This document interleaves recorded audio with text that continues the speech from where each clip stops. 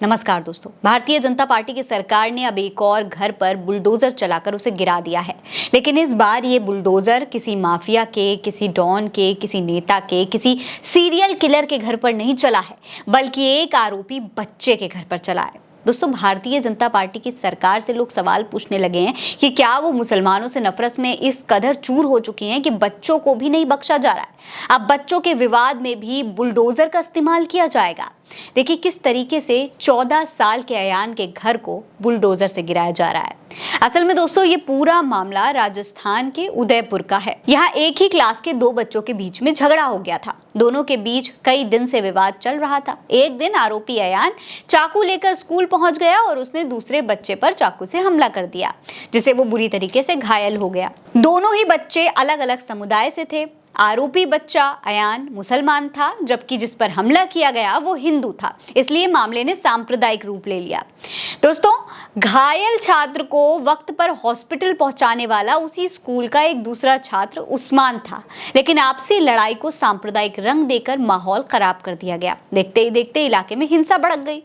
इसके बाद भजनलाल शर्मा के अधिकारियों ने उस घर को बुलडोजर से ध्वस्त कर दिया जिसमें वो रहा करता था। उदयपुर जिला प्रशासन ने आरोपी के परिवार को अपना सामान हटाने की अनुमति देने के बाद घर में तोड़फोड़ की। लेकिन सबसे हैरानी की बात तो ये है दोस्तों कि बाद में पता चलता है कि आरोपी अपने परिवार के साथ उस घर में किराए पर रहा करता था। ये उसका घर ही नहीं था। वो अपने परिवार के साथ यहाँ किराए पे रहता था बस। अब इस एक्शन के बाद उदयपुर प्रशासन सवालों के घेरे में घिरा हुआ है।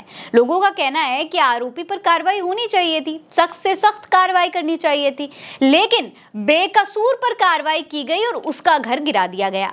दोस्तों, इस मामले में प्रशासन पूरी तरीके से सवालों के घेरे में चारों तरफ से घिरा हुआ है। पहला सवाल तो यही है कि आखिर बच्चों के विवाद में बुलडोजर की क्या जरूरत थी? दो बच्चों के स्कूली झगड़े में कैसा न्याय और कैसा अन्याय? आरोपी को कानून के दायरे में जो भी कड़ी से कड़ी सजा होती है वो देनी चाहिए थी, लेकिन प्रशासन तो खुद ही कोर्ट और खुद ही जज बनकर बैठ गया है।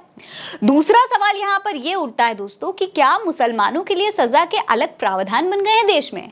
बुलडोजर मुसलमानों की लिंचिंग और हत्या करने वालों के घर पर आखिर क्यों नहीं चलता?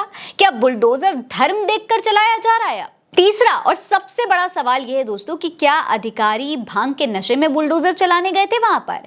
जब मकान आरोपी का था ही नहीं तो क्यों तोड़ा उसे? मकान मालिक की क्या गलती थी? अगर बात अतिक्रमण की ही थी, अतिक्रमण हटाने की ही थी, तो क्या इस कॉलोनी में केवल ये एक ही मकान अतिक्रमण के दायरे में बना हुआ था? वन विभाग अतिक्रमण हटाने के लिए इस घटना का क्या इंतजार करने बैठा हुआ था कि जब ये घटना होगी तब हम जाकर वहां पर अतिक्रमण हटाएंगे?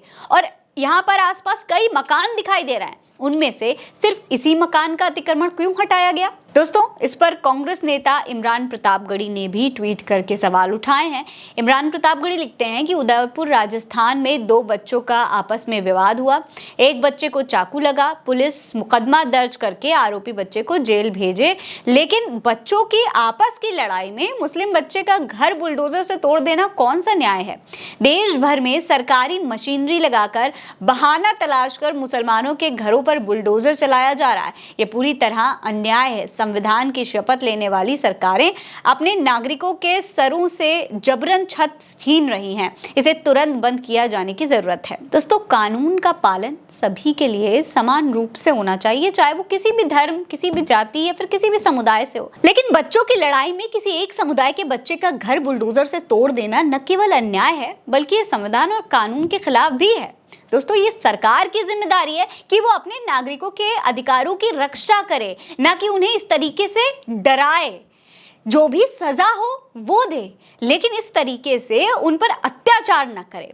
संविधान के तहत सभी नागरिकों को समान अधिकार है और इस तरह के भेदभावपूर्ण जो भी कदम समाज में उठाए जाते हैं वो नफरत और असंतोष को ही बढ़ावा देते हैं, इसके सिवा और कुछ भी नहीं करते हैं।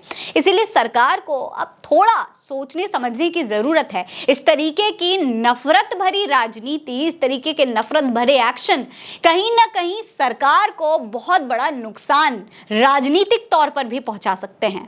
इस पर आपकी क्या राय है हमें कमेंट सेक्शन में लिखकर जरूर बताइएगा। ये खबर आप उल्टा चश्मा यूसी पर देख रहे हैं। मेरा नाम है फरीन अंसारी। आप रहें स्वस्थ मस्त, बस यही है दुआ हमारी। नमस्कार।